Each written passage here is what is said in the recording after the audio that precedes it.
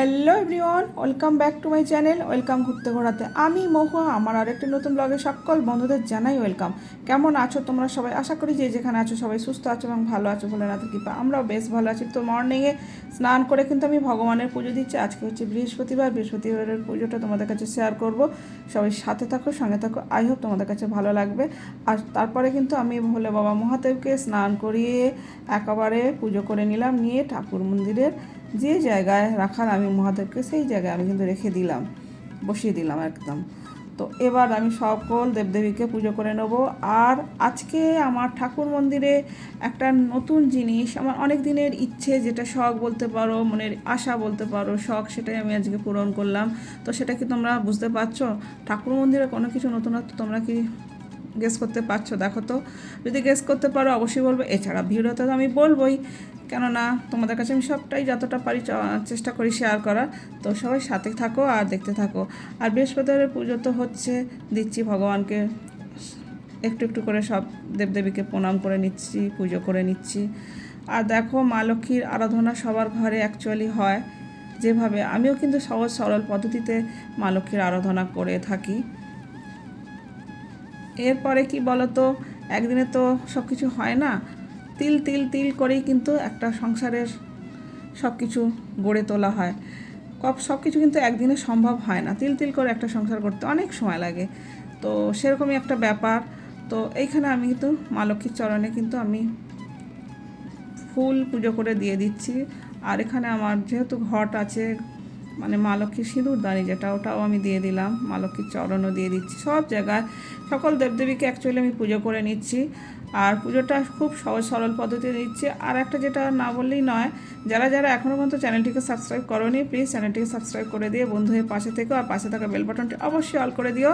আমি যখন নতুন ভিডিও নিয়ে আসবো, তাহলে ভিডিওটা তোমাদের কাছে সবার আগে চলে যাবে এবং তোমরা দেখে নিতে পারবে।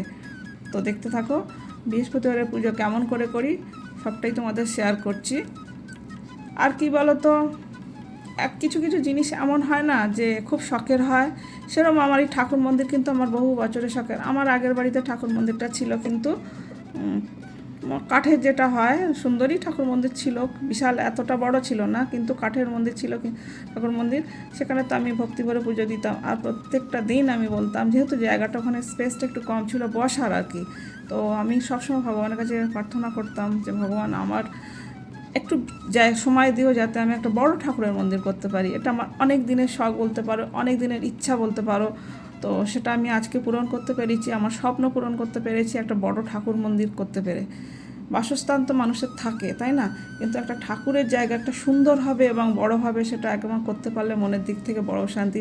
তার মতো আর শান্তি আছে বলে আমার তো মনে হয় না। কেননা আমরা যতটাই জীবনযাপন যেমনভাবে করি না কেন, ঠাকুরের মন্দিরটা যদি একটু সুন্দরভাবে করতে পারি, তাতে কি হয়, মনটাও ভীষণ শান্তি হয়।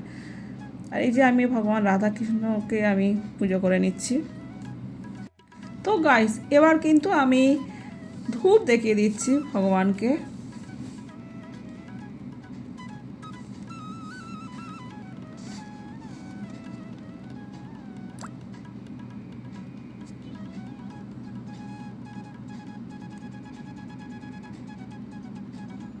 আর এই ধূপ দেখানোর সাথে সাথে কিন্তু আমি কিছু মন্ত্রপাঠ অবশ্যই করছি।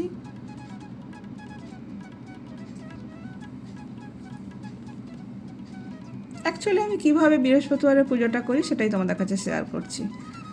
আর এবার আমি দীপ দেখিয়ে দিচ্ছি ভগবানকে।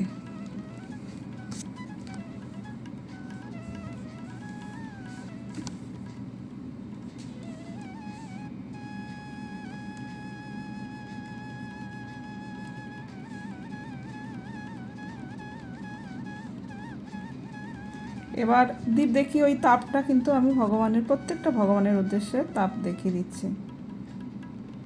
আর হ্যাঁ, বৃহস্পতিবারের পুজো করলে তোমরা কিন্তু কেশর কিন্তু একটু পারলে জিভের ডগায় দেবে, খুব উপকার।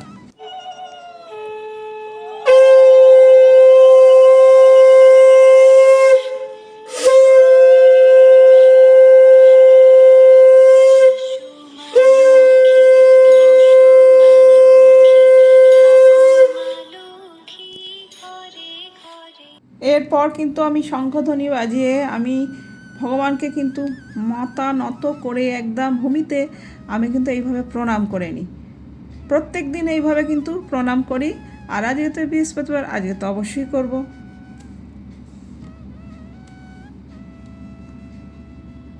এরপর কিন্তু আমি ঠাকুর মন্দিরটা যেহেতু আমার অনেকটা বড়, বুঝেছো তো, আমি সব ভগবানকে স্পর্শ করে কিন্তু আমি আশীর্বাদ চেয়ে নিচ্ছি। সবার আগে আমি ভোলে বাবা মহাদেবকে স্পর্শ করে আশীর্বাদ চেয়ে নিচ্ছি। এবার মা লক্ষ্মীকে নিচ্ছি, এখানে গণেশজিকে নিচ্ছি, তারপরে মা দুর্গাকে নিচ্ছি। এখানে আমার কেদারনাথ বাবা আছে, কেদারনাথকে বাবাকে নিচ্ছি। এবার বদ্রীনাথ বাবাকে দর্শন করে নিচ্ছি। এবার মা সরস্বতী, বাবা জগন্নাথ, বলরাম সুভদ্রাকে নিচ্ছি। এখানে রাধা গোবিন্দকে আমি স্পর্শ করে আশীর্বাদ চেয়ে নিচ্ছি। এখানে আমার মা কালী, মা তারা, কালীঘাটের কালী রামকৃষ্ণ, সারদা দেবী আছে, সবাইকে এইভাবে প্রণাম করে নিচ্ছি। আর এখানে আমার আছে মাতা দি, জয় মাতা দি প্রণাম করে আমি সবার শেষে এইভাবে সুন্দর করে কিন্তু প্রণাম করে কিন্তু আমার আচ্ছা, আমার কিন্তু পুজো দেওয়া সম্পূর্ণ হলো। আর আজকে তোমাদের কাছে আমি শেয়ার করছি এই কারণে, বৃহস্পতিবারের তো পুজো। এছাড়া আজকে আমি তোমরা একটা নতুন জিনিস দেখেছো কি, আমার ঠাকুর মন্দিরে অনেক দিন ধরে আমি কিন্তু ঠাকুর বসানোর যে কাপড়গুলো হয় না, ওগুলো আমি পাততে পারছিলাম না। বেশ কিছু কারণ ছিল, কেন কি আমি যে কাপড় বসাবো পাতবো আর কি, তার উপরে তো ফুল দিতে হবে রোজ, তো সেক্ষেত্রে বুঝেই করতে হবে, যার জন্য আমি পারিনি। তো ওই দোকানে হয় না ভেলভেটের কাপড় টাপড়গুলো হয় এরকম টাইপের, ওগুলো পাতলে কিন্তু রং উঠবে। আর মন্দিরটা যেহেতু ঠাকুর মন্দিরটা সাদা, সেক্ষেত্রে আমার ওটা করা যাবে না, যার জন্য আমি কিন্তু কাপড় আলাদা কিনে দোকান থেকে, বেডিংয়ের দোকান থেকে আলাদা করে মেজারমেন্ট, প্রত্যেকটা মন্দিরের এই যে সব সেলফগুলো আছে না, সেলফের মাপ নিয়ে গিয়ে মেজারমেন্ট করে একদম সুন্দর করে বানিয়ে আর আজকে ঠাকুর তুলে, সব ঠাকুর তুলে পুরো সিংহাসনটাকে নিট অ্যান্ড ক্লিন করলাম, করে ঠাকুরটাকে আজকে আবার সুন্দর করে সব কিছু কাপড়গুলো পেতে আবার বসালাম। তো আমার একটা অনেক দিনের ইচ্ছা ছিল এটা এরকম করব মন্দিরটা, ঠাকুর মন্দিরটাকে। তো আজকে সেটা আমার বেশ সুন্দর একটা, বলতে পারো আমার সেই ইচ্ছাটা পূরণ হয়েছে বলতে পারো।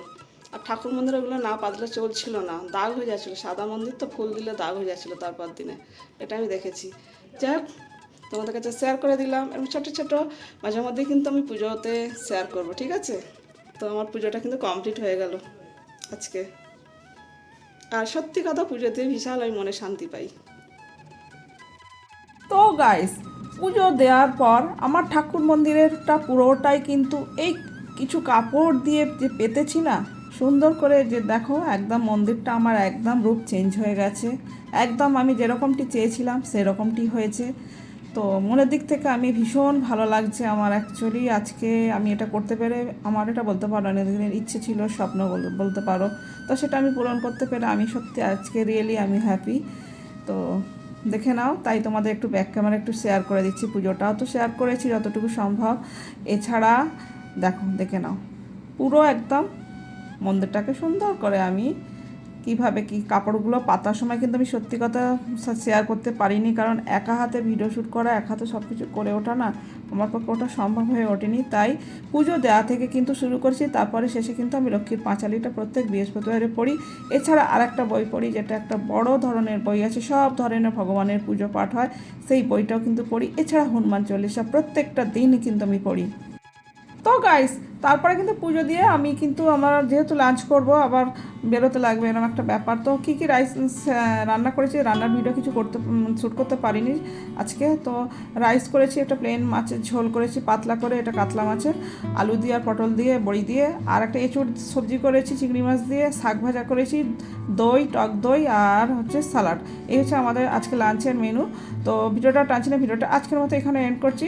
ভিডিও ভালো লেগে থাকলে অবশ্যই একটা লাইক করো, কমেন্ট করে শেয়ার করো। চ্যানেলে নতুন হয়ে থাকলে চ্যানেলটিকে সাবস্ক্রাইব করে পাশে থেকো, পাশে থাকা বেল বাটনটি অবশ্যই অল করো। আমি যখন নতুন ভিডিও নিয়ে আসবো সবার আগে আসবে তোমাদের কাছে নোটিফিকেশন। যে যেখানে আছো সবাই সুস্থ থেকো, ভালো থেকো, বলে না থাকবে। Love you all, take care, tata. পরবর্তী দেখাচ্ছে নেক্সট ব্লগে।